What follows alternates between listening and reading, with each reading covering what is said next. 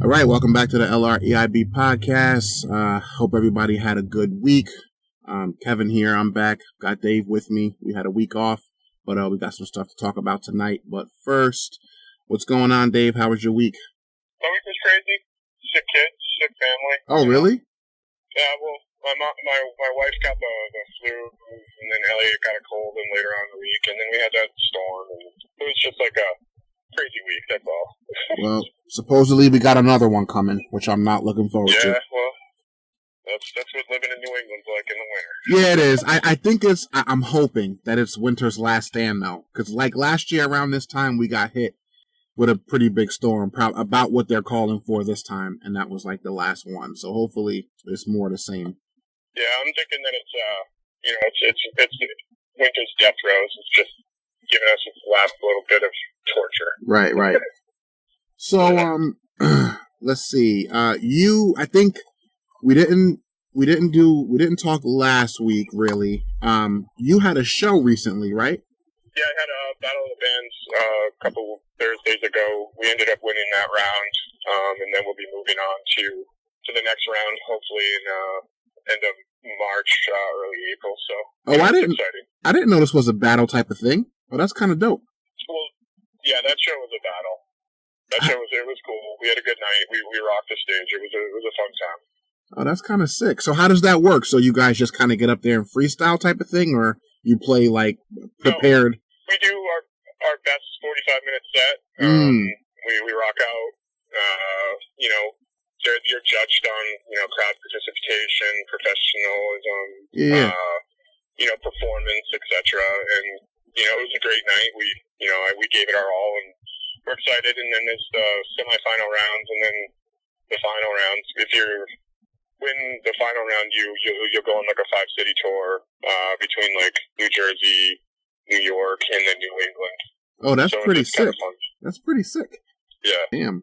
Yeah, everybody have to remember to check out Dave. What's your Facebook again? Frenemy for the band? Yeah, Frenemy Providence. It's FRNEMY Providence on Facebook. Check us out. It's a little heavy metal, some screaming and some singing, some good guitar work and bass and drums. It's fun.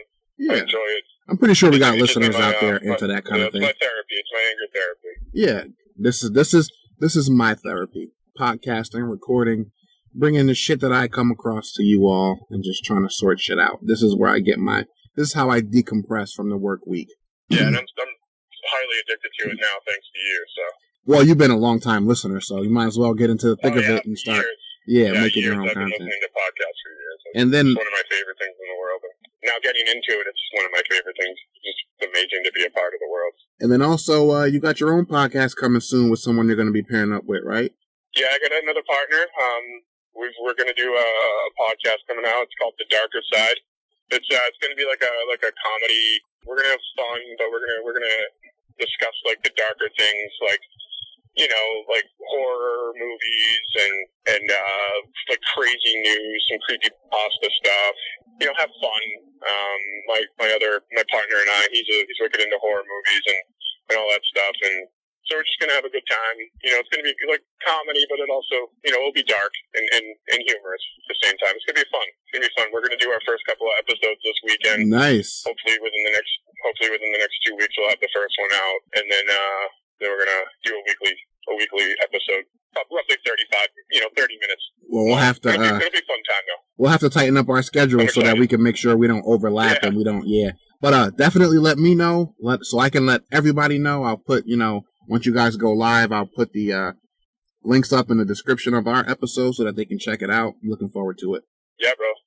No problem. That'd be awesome. All right, so Dave, anything in this past week or week and a half, anything in the news that you noticed that you kind of want to touch on before we jump into our topic? Anything at all that you noticed that you want to, it's just, it's a crazy week. It's just another crazy week in this world. Too many things at this point right now. I honestly couldn't even think of one that I'd want to touch upon. Okay. Yeah, I mean, it's just, the world is fucked up.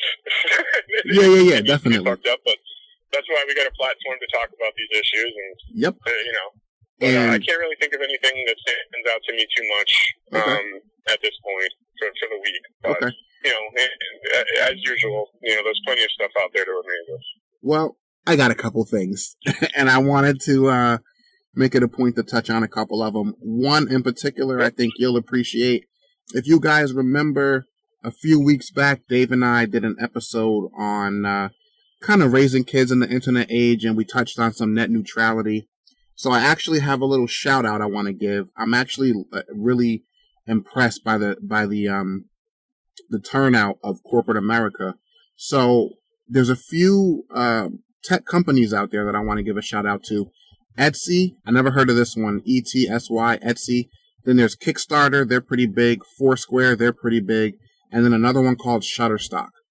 So these 4 companies, and then there's also actually some states, I believe, that are following as well. They are actually banding together, and earlier this week they filed some federal lawsuits against the Federal Communications Commissions, challenging them on their pretty much repealing the rollback of net neutrality, the protections that Obama tried to set in place to kind of keep the internet kind of regulated as a public good, trying to keep things the way that they are so that we can all continue to enjoy and consume things the way that we've come to know and love. And as you guys know, recently, the government has been rolling back on some of those protections. So a few of these tech companies, decided that's not going to work for us. We're not trying to get squashed out by the big corporate machine. So they started filing some lawsuits. I actually have here a statement from Shutterstock's general counsel, and I wanted to shout her out because I think it's fucking awesome what they're doing. Heidi Garfield, she's the general counsel for Shutterstock. She made a statement today basically saying that progress often comes through disruption and collaboration, and free and open internet facilitates both. I agree with that 100%.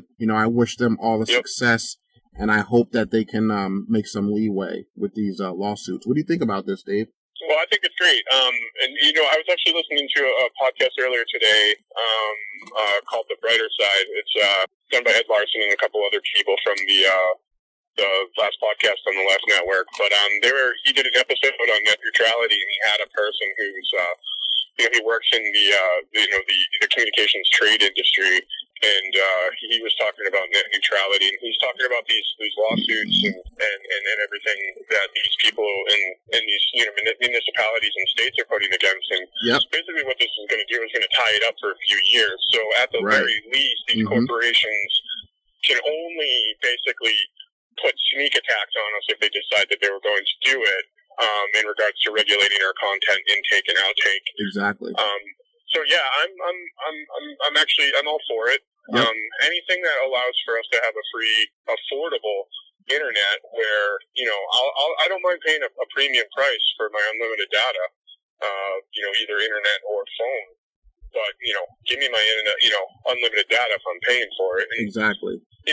I've got 3 phones on one bill, and I'm paying like $250 a month. Yep. I better be getting unlimited access to that internet. And look, too, it really does affect everybody. Yeah, I'm all for it, man. I think it's great. Step up, and I think her quote and comment is perfect, Yeah, and look, it really does affect everybody, too. In Discord, but with, collaboration, absolutely. Let's get it done. You think about all of these, college students coming up, young entrepreneurs. Like, one of the big things about the internet that makes it so great is, it's a platform for people to really become entrepreneurs and create income streams. And one of the big points that when I was reading the article, for the bigger companies like Netflix, Hulu, the big streaming companies, they're going to be fine. They have the money. I mean, Netflix, they said, is worth something like $70-something billion. So they have the money to fight these other companies. But when you have these little startups that pop up and people trying to kind of get a foothold in these industries, they're going to be the ones affected by this the most. So it really does affect everybody. Yeah, absolutely, 100%. And I mean, honestly, even if it did go through, and these corporations like Netflix and Hulu and all these other massive streaming services, if they were to go through, and they had to pay extra for the amount of information then that actually is going to. If a corporation has to pay extra for something, guess who's going to have to pay for that extra? Exactly. And on the end user side, it's going to be us, because again, they're corporations and they've got to pay their board and their execs and all these other things. Yep. So I want my Netflix to stay where it's at for a while. Yep. I don't mind in a couple of years if they have to raise it because of services, but I don't want to pay $20 a month for something that I'm paying $10 a month for. Exactly. On top of your internet fee already, And simply put, shit rolls downhill. All right, so that was that. I got a couple other mentions. This one's kind of funny. This one's funny because, me and Dave always talk about, and obviously I never named the company just because, but we always talk about how we work for an international global corporation. United Airlines. Did you hear anything about them recently, Dave? I didn't. I thought that was hilarious. Is it Georgia's legislator? Is that what it is? The governor, or what is it? The governor of Georgia filed a lawsuit against them, or basically wrote legislation into their state stating that they're not going to. I forget exactly what it was, but because they pulled their NRA affiliation, they put some sort of legislation against Delta. I forget specifically what it was. If you've got more information, that'd be cool. But yeah, man, I thought that was just ridiculous. Okay, so that's actually some news to me. That I didn't know about. What I was going to... United has been in the news for so many different things over the course of the past 2 years. It's just ridiculous. This one I thought was funny because something similar... Oh, I didn't hear about this one, yeah. Okay. Something similar is actually happening at our job, if you remember an email blast that went out. So this is what United Airlines... Is it about the bonuses or whatever? Yeah, so this is what United decided to do. So late last week, United announced that they were proposing getting rid of their bonus program and implementing some sort of lottery type situation. And so how they were going to do it was they would pick a random person to win $100,000, a single random person. And then they had smaller prizes where people could win $2,000 or $5,000, dollars. And then they had some other prizes where people could win they had 50 vacation packages to lottery off, and then 10 Mercedes. Right now, this they were proposing in lieu of giving out employee bonuses, and the workforce there went crazy. They weren't having it. I would have. They caused a whole lot of shit and ended up. Earlier today, United basically came back on and said, all right, you know what? We read you loud and clear. We're going to roll this shit back. Our workers didn't like it. We apologize, this and that. Because I think what hurt them was they proposed this right in the middle of renegotiating with the pilots union. So they weren't having that shit. But the reason why I thought it was funny is because when we were talking about it earlier, me and someone else, an email went out basically saying that they're going to implement this new program. A lot of companies are giving employees cash bonuses every year, but they're going to implement some different kind of bonus situation where if you meet certain criteria, it's going to be a different type of 401k bonus or something like that. I thought that was kind of funny. I'd rather, me personally, and for the people out there who aren't necessarily into the 401k thing where it's cash later that you don't see now, people out there need cash now. People out there are struggling and would rather see more dollars and cents in their paychecks. Give me $1,000 bonus a year. If I meet a certain criteria of a reasonable criteria, give me $1,000 bonus. Right. Give everybody. It's nothing. The only thing that it's going to do is build morale. And the corporation and everybody's going to start really enjoying their job and working hard, knowing that they're going to get a bonus. Right. And don't play these games with me. Don't say that I have to meet an unrealistic goal. Exactly. Five people out of 100 are going to meet that goal, and how unfair is it for the rest of the people who are struggling or at least meeting a satisfactory level? If you're a satisfactory or above, you should get a bonus. Right. And that's why I equated it to this lottery thing, because essentially that's what it sounds like. Don't choose for people where the lottery thing, that's ridiculous. Mm-hmm. One person gets $100,000 bonus and everybody else gets fucking eats dirt. Fuck that. Exactly. So I'm glad they decided wisely to roll that idea back.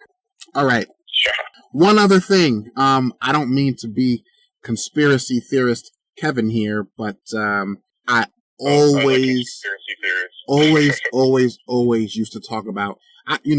Growing up, I had a very weird circle of friends, And it was always these weird kind of talks where, like, you know, the government's going to take over, and, you know, pretty soon there's going to be one major corporation running everything. Well, Amazon announced that they want to get into the banking industry. So now they're talking about rolling out their own checking account, you know, for their members and their subscribers. Now, that may not sound like a big deal on the surface, but when you think about it, Amazon is, if I'm not mistaken, partners with or a subsidiary of Google. Doesn't Google own just about everything nowadays? Yeah. My only point for this was Amazon is a massive corporation. Huge. They're worth tons of money. Where I'm going with this is, in another few years, Dave, there's going to be maybe 3 major corporations that own absolutely everything. There are like 7 of them as it is. Right. And they're all making deals and rolling into each other and merging and consolidating, and it's getting smaller and smaller. It seems like as time goes on.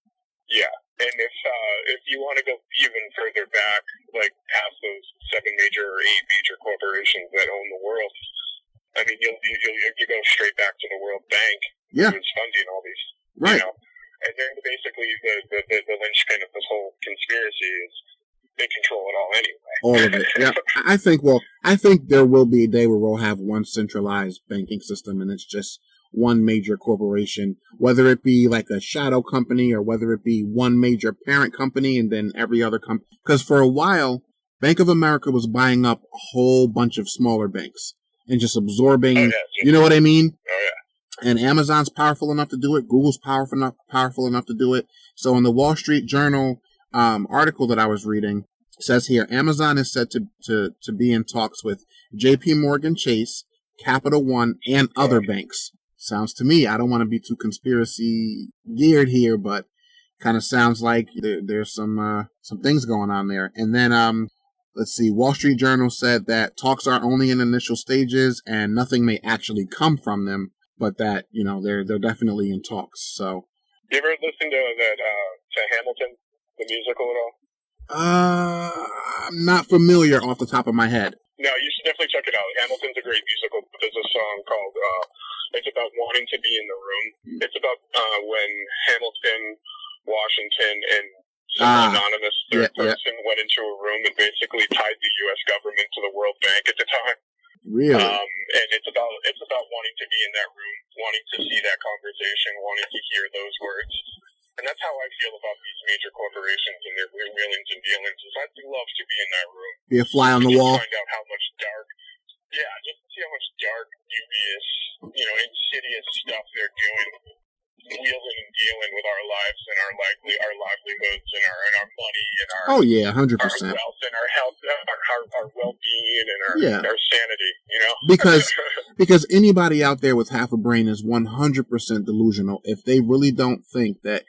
Just because we see these politicians go at it on the public stage, please don't lead that to make you believe that they're not making backroom deals and going to dinner and pretty much laughing at the fact that we really think they're fighting over our best interests at the end of the day. Well, that's what the entire lobbying industry is for. Right. I mean, that's exactly what their jobs are, and it's 100% legal thanks to 100%. Manipulating the legislation so that they can. I don't think the free trade market has been the free trade market for a very long time. No, and capitalism isn't capitalism anymore. It's definitely not. I mean, you know, granted, when there was a time when, you know, it was fair and anybody could get in and anybody could try and make something, you know, it's just dog eat dog, and, you know, big bank takes little bank and big corporation drowns out mom and pops. That's not what this country was supposed to be about. No, not at all. And you know, written as a capitalist country, it wasn't what it was about. It wasn't, you know, they fought against tyranny and they fought against monopolies and they fought against these things, but it's exactly where we're back to ground zero. Yep. You know, where we were as a colony, 13 states who wanted their freedoms and their liberties. That's and it. We're back to having another, you know, tyrannical entity governing exactly how we do our business in this country, and it's no longer free anymore, like you said. Yep. You know, the free market's not free anymore. But as long as you got people like us out there watching and spreading the word, hopefully, the shit won't happen behind our backs and with our eyes closed. All right, so let's have some fun. Topic of discussion. Dave. Yeah, let's do it. So y'all know I like to troll social media. I came across a post last week, thought it was a lot of fun, wanted to talk more about it because I kind of have an opinion on both sides here. I like to play devil's advocate as much as I can. This one was a little hard, but I'm definitely going to give it a shot. So Dave, topic of discussion. Here's the crux of it. Men who get women pregnant and then they don't stick around to help raise the child. But here's the twist. The twist is, if that man, and this was a female who posted this question too, which made it more interesting. If that man communicated to that female from the beginning that he did not want a child, wanted nothing to do with bringing another person into the world with that person, and then that person still chose to engage and interact with them, and the result of that was that a baby was born out of that situation, is he still wrong for not having anything to do with that child? How about we talk about it? Dave, what are your thoughts? Yeah, let's do it. Well, there's two sides of that story, honestly. I mean, if the dude was like straight up, let's have fun, let's have sex, let's roll around in the bed and everything else, and you want to do this unprotected, and you get pregnant, I don't want to be around. Straight up, I don't want to be a father. I'm not going to be a father. And then she just goes with the flow. Yep. And then all of a sudden she's pregnant and he disappears. Yep. He told you. Because. But also there's a lot of irresponsibility on everybody's part. Yep. Like, fucking put a rubber on if you don't want a kid. Pull out. There's so many different ways to not be in a situation where you don't want to be. But also, again, from her perspective, and you end up pregnant and you want this fucking dude who told you straight up he doesn't want to be in your life, then, or the baby's life, or have a baby, or even have that, then don't expect anything from him. Because he told you straight up he doesn't want to. Yep. See, this, just like many other topics that are introduced on this platform, they seem to be pretty straightforward on the surface, but they really are multi-layered and multifaceted. So, first of all, fellas, I try to advocate for my fellow man as much as I can, because I do feel like there are situations where we get the short end of the stick, and we don't get our just due in certain situations for all the good dudes out there doing what they're supposed to do. But me personally, as a father, as a parent, I have no respect for a man who creates a child and then does not stick around to play a part in that child's life, because our children need that. It's needed now more than ever. It's always been, but these kids are growing up unbalanced because they don't have two adult parent figures in their life. So on one hand, I don't think that that's ever right. On the other hand, ladies, this really does compound so many relationship issues that I see every day. I mean, you look out at these couples, right, Dave, and all the issues and all the bullshit that happens, and you really start to pinpoint, what some of the bigger issues are. Like, it's really all about communication at the end of the day, and I talk a lot about that on this platform when we talk about relationship type situations. If a guy knowingly tells you what their intentions are for you, for the relationship, whatever, and you choose to ignore that for whatever reason, and then you don't get what you want out of that situation, it's not automatically men ain't shit, men are deadbeats, men are this, men are that. You women have to start paying attention and taking responsibility. Am I wrong, Dave? No, not at all. Because, all right, so this hypothetical person, this woman is fucking around with this dude. He's straight up telling you, I don't mind doing this, I don't mind doing that. I don't want, if anything happens, I'm not going to be a part of it. I'm being straight up and honest with you.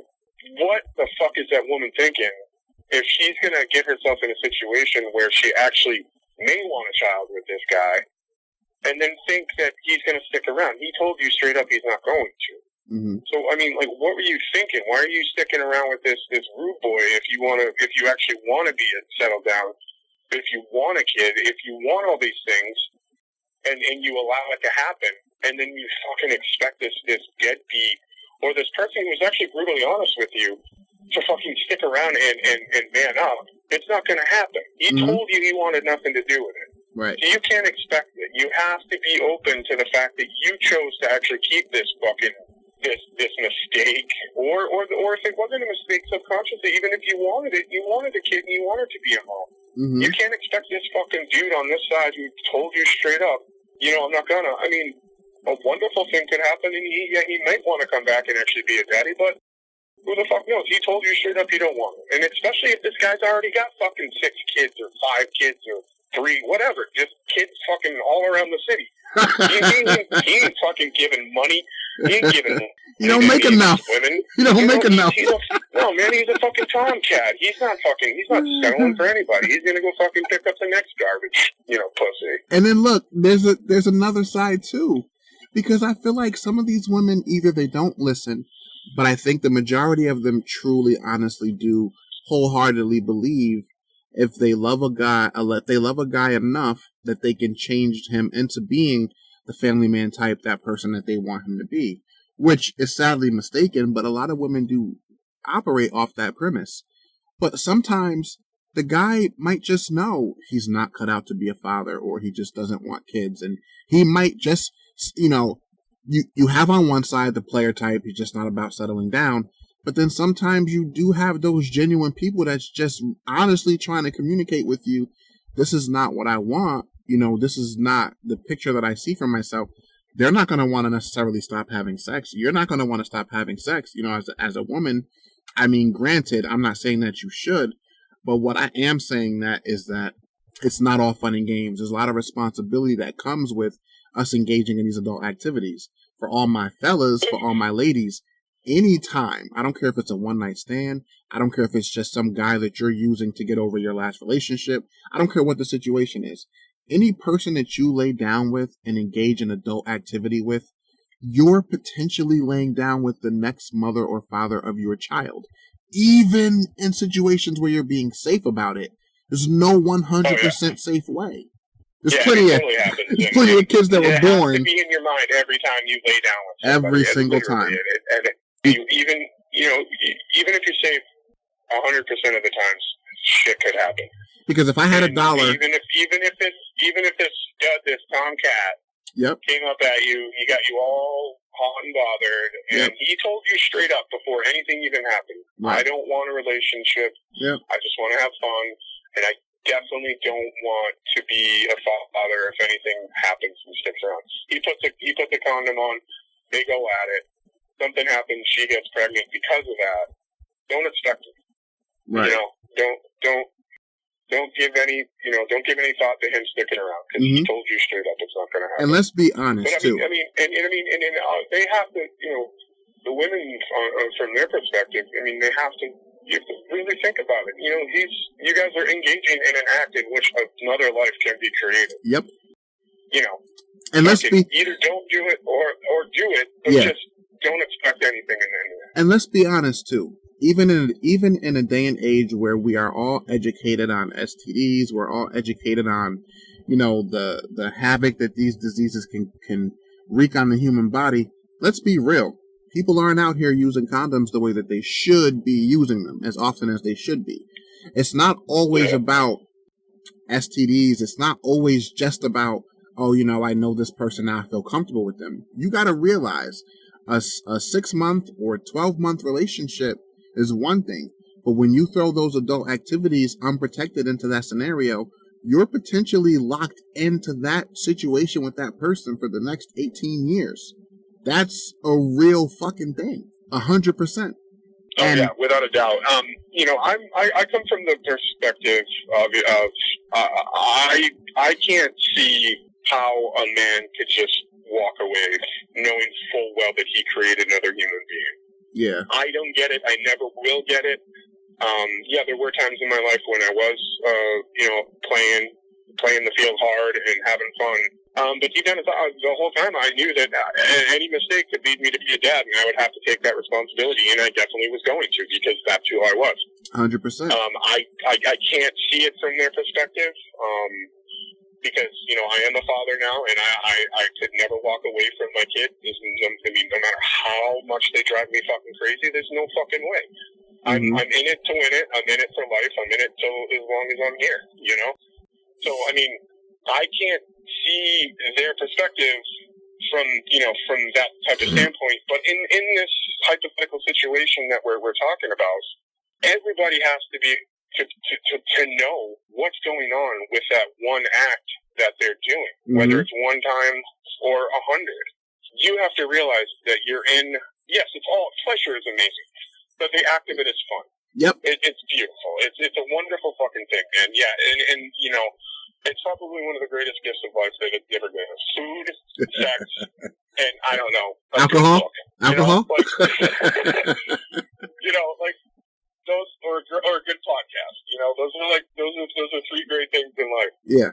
But every time you engage in that physical contact in that specific way, there is a chance that you're going to be a parent 9 months after that fucking interaction. 100%. And look, you have to be in it or out, and you can't expect anybody to be in it if they never wanted to be in it to begin with. Yeah, it's dumb. It's dumb, and if you continue to think that way, then you get those women like we were talking about on Facebook saying he's a motherfucker, he's a loser, fuck that, you know, fuck that piece of shit. He walked out. I mean, it's like he told you from the beginning he was gonna. Right. And look, I don't get it. not to be overly vulgar, not to be chauvinistic, not to be any of those things, but let's be real. Pussy runs the world. Like, let's just be honest. Men aren't busting their ass to make money and to obtain, you know, financial stability and all these things just to sit around in a room with a bunch of men and fucking talk shit. No, they do it. It starts from when you're a kid. Everything that you do as a man in your DNA from when you're old enough to be conscious of the opposite sex is to impress the opposite sex and get attention from the opposite sex. That's what it starts as. And even when you get into a committed relationship and when you get married, it's still the same thing. And the truth is that you women control the flow of sex in a relationship or any interaction. Because if you say no, it can't happen, right? And no man's going to say no. In a normal interaction. Right. In a typical interaction. Obviously, there's cases where women... Well, right. Exactly. But what I mean basically is that, you know, if the woman says no, obviously that's it, right? I don't know too many men that are going to say no. You know what I mean? So really, you women control how often and how, you know, the situation's going to go.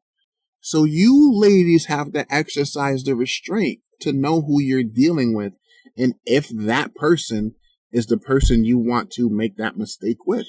Because if, you know, it's a miracle, it's a beautiful thing to bring a child into the world, but not if you're not ready for it, not if you're not expecting it, not if you're not matched up with the person who has those skill sets to help you raise that child. Then it's a serious issue. Or you don't have the best support group in the world. Exactly. It's just going to be you against the world with this baby, and you make $5 to $10 an hour. Right. You know, Joe Schmo's Chicken Shack, and right. You're fucked, and your kid's going to be fucked too. Right. Granted, you might love that thing to death, and you might, you know, break yourself to the bone. But if you're, you know, and it happens every day in this country, you know.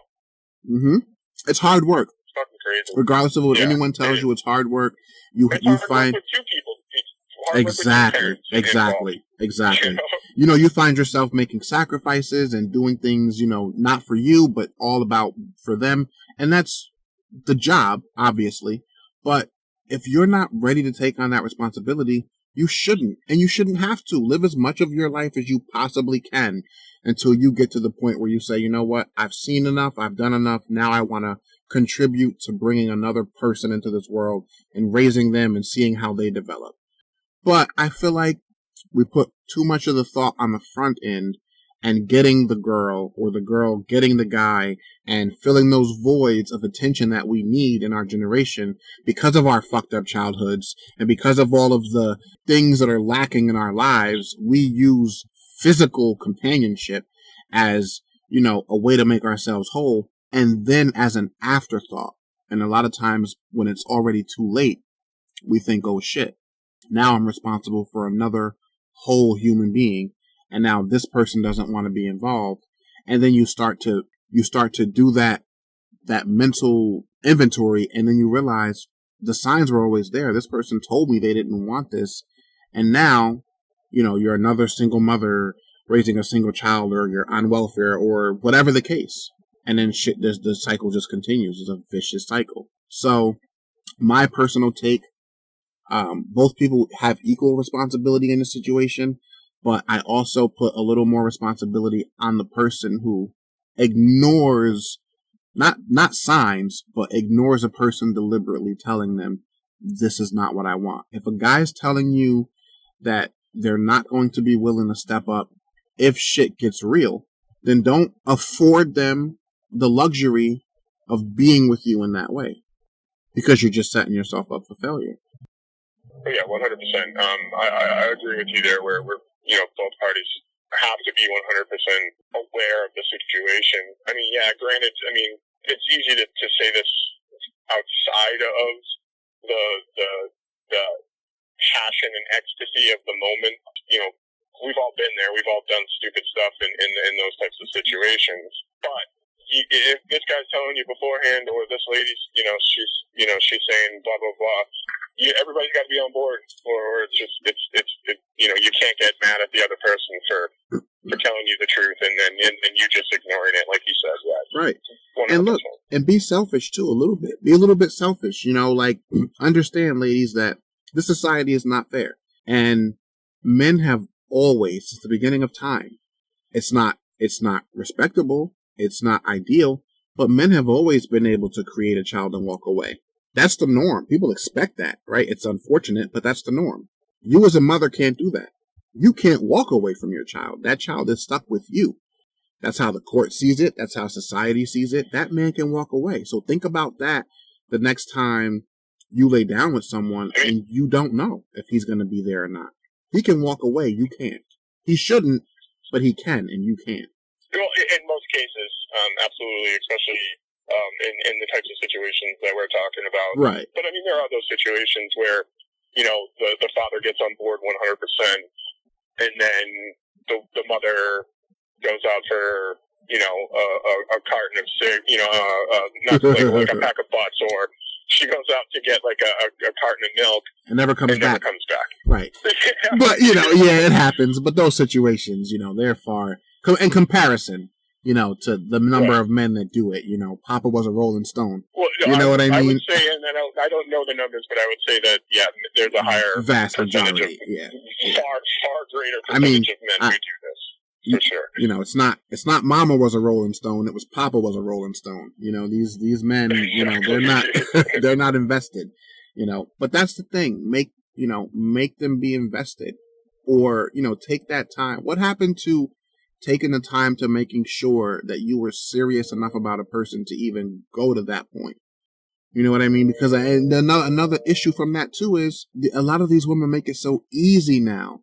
Like, it's so easy now that men can jump from one person to the next. It's so easy nowadays.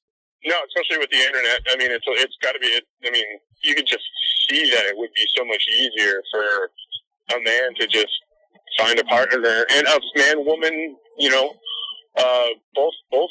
We, you know, literally, I mean, if I was a single man, I could find a partner on any dating site. I could probably have, you know, a tussle in the sheets with 2 women a night if I wanted to. Yep. You know, yep. You just get on, you know, this site or that site. You hook up, and you know go on to the next day. That's the way it is nowadays. That's and we have access to far more people in that respect than we ever did.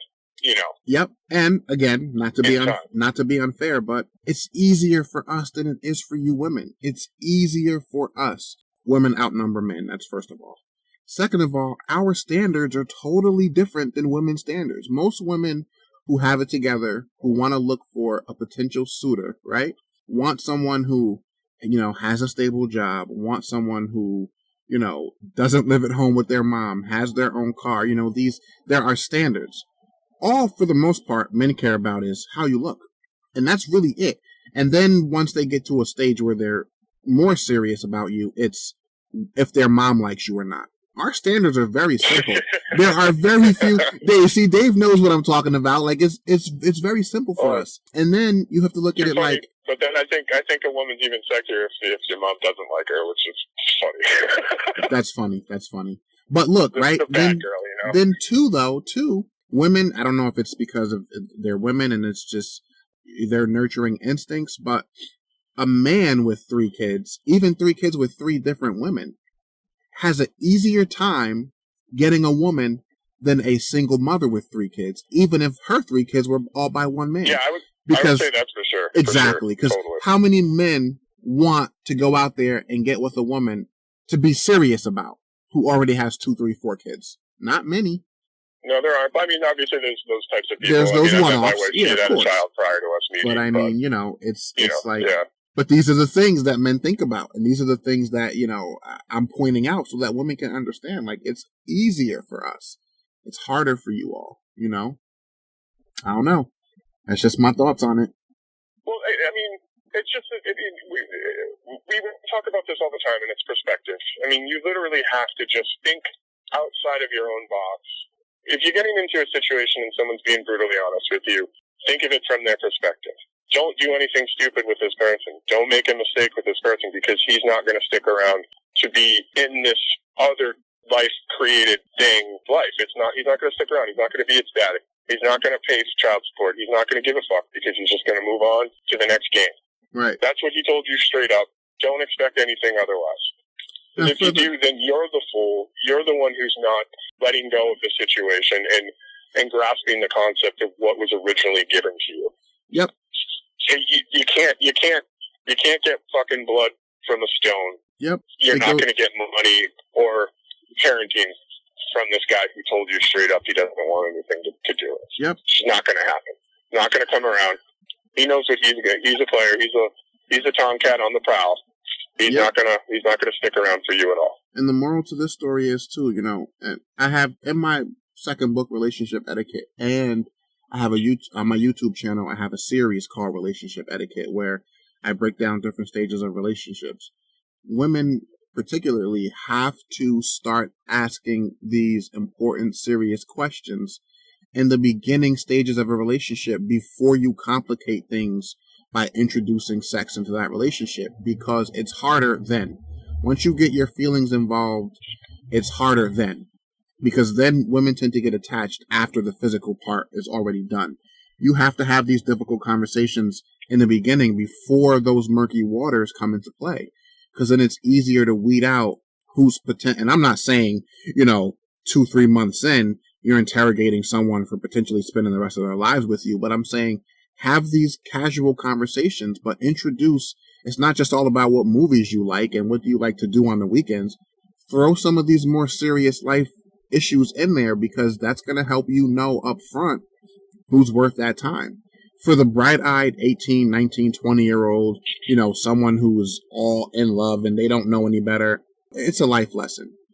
But if you, 1, already have a child, and 2, you're over, I'm going to say 24, I have no sympathy for you, because you should know better by now. You should know better. You already have a kid, and now you're making the same mistake again. First or second date, get those things out of the way. Exactly. Don't rush into anything. You're ridiculous if you think so otherwise. Yep. And then I was, I was saying too. And brutal honesty is the moral of the story. Is accept it for what it is. Either accept it and go with it, or accept it and walk away. Yep. Those are your 2 options. And I was saying too. You made a choice. Yeah. I was saying too, for the bright-eyed 18, 19, 20-year-old. I can understand her mistake. She's, in love, might be the first real relationship. She doesn't really know any better. It's a life lesson. But for the 24, 25, 26-year-old who already has a kid attached to her hip, you should have known better. You've already been down that road. That's 100%. Absolutely. I mean, I agree with that. If you're seasoned and you know how to play the game, and you've been playing the game for a little bit, then you should know better. Right. You know, from a female perspective is what I'm saying. But, you know, because again, he told you straight up at the beginning, don't expect anything of it. But again, the 17, 18-year-old high school first love got pregnant. That's a little bit different story. Right. But if you know the game and you've been around and you know men, then don't expect anything from them, especially when they're that honest with you from the beginning. 100%. All right. Next show, I was thinking me and Dave would sit down and talk about the pharmaceutical industry.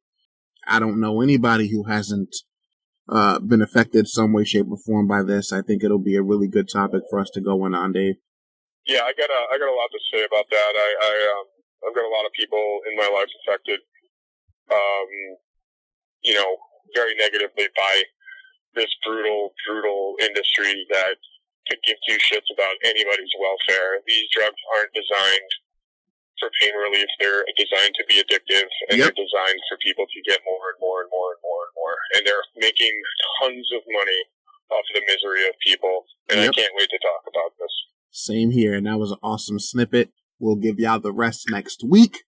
Until then, I hope y'all enjoy this episode. Like, comment, subscribe, life relationships, everything in between, iTunes, Google Play, SoundCloud, Facebook, Instagram, Twitter. Check out the YouTube channel as well, life relationships and everything in between. I'm Kevin. That's really all I have for y'all tonight. Dave, go ahead and sign us out if you don't mind, sir. Yeah, Dave, my name's Dave Bottle. You can find me on Facebook. You can find my band, Frenemy Providence, on Facebook. You know, all the other social medias. Looking forward to next week's conversation. Had a great conversation tonight. Keep your eyes and ears out for my new podcast, The Darker Side. Should be hitting within the next couple of weeks. Looking forward to that. And everybody, you know, like, subscribe, comment, do what you got to do on this one. I'd love to hear from you. The more the better. That way, you know, if you got more topic ideas you want us to talk about, send those our way as well. You know, be glad to hear it. You know, Kev, thanks for having me again. It's always a pleasure, my friend. 100%. Hey, listen, if you listen to this podcast and you think I'm too opinionated, you're 100% correct. If you listen to this podcast and you think I don't know what the fuck I'm talking about, well, let me know your feedback. You know, I don't do this to necessarily have everybody be 100% in agreement with me all the time. The point of this platform is to have the discussion. I don't know the answers. I don't have the answers. The point is that we bring these issues to you all so that we can talk about it, get better at understanding not just ourselves, but each other. I don't pretend to know everything. I just know what I know. I'll see you on the next one. Peace and love.